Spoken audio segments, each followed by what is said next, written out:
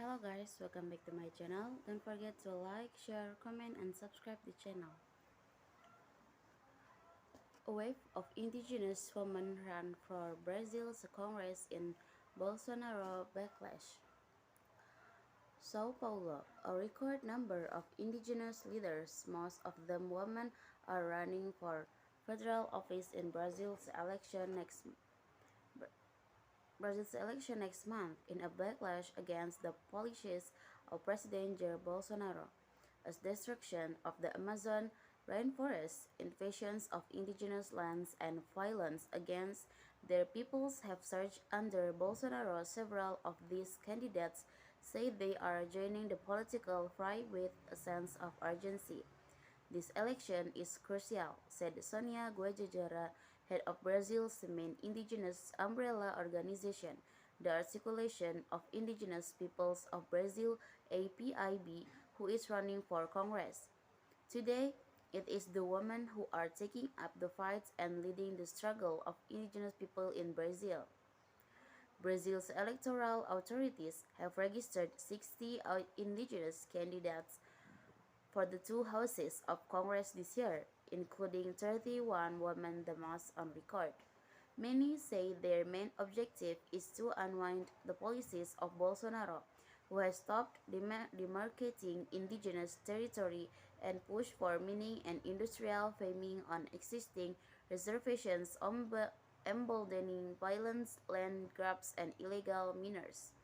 Bolsonaro says indigenous people should take up the custom and economic activities of their fellow Brazilians and has decried the protection of native reservations as a barrier to progress. His office and Federal Indigenous Agency FUNAI did not respond to requests for comments. By contrast, Bolsonaro's leftist rival, former President Luiz Inácio Lula and Silva has vowed fresh funding to curb deforestation and protect indigenous rights, proposing a new ministry attending to Brazil's 1 million indigenous people.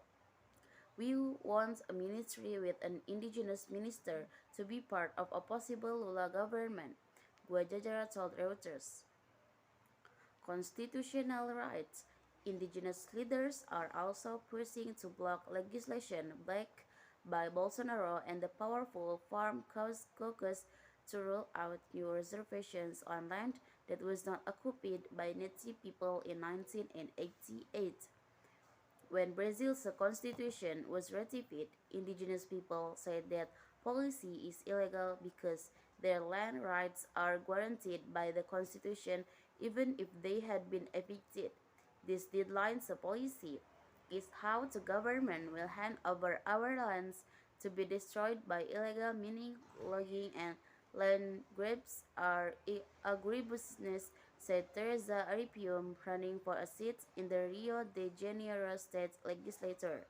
Deforestation of Brazil's Amazon has risen to a 15-year high under Bolsonaro, threatening the habitats of many of Brazil's roughly 300 tribes considered by environmentalists to be essential in protecting the rainforest.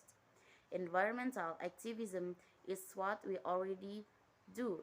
It is our way of life. We are the environment, said Celia Sabriba, who is running for Congress from the state of Minas Gerais. Another priority cited by indigenous candidates is for reforming institutions meant to protect their peoples and territories along with the biodiversity of the rainforest.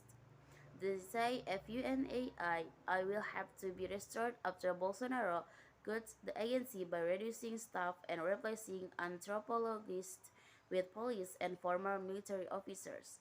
Brazil's first indigenous congressman, the seventh tribesman Maria Juruna, was elected in 1982. He carried a tape recorder because he said he did not trust the word of non-indigenous Brazilians. For decades passed before the election of another indigenous representative in Congress, a woman, Joania Wapichana, from the state of Roraima. Okay, that's all from me. Thank you for watching. Don't forget to like, share, comment, and subscribe. Thank you.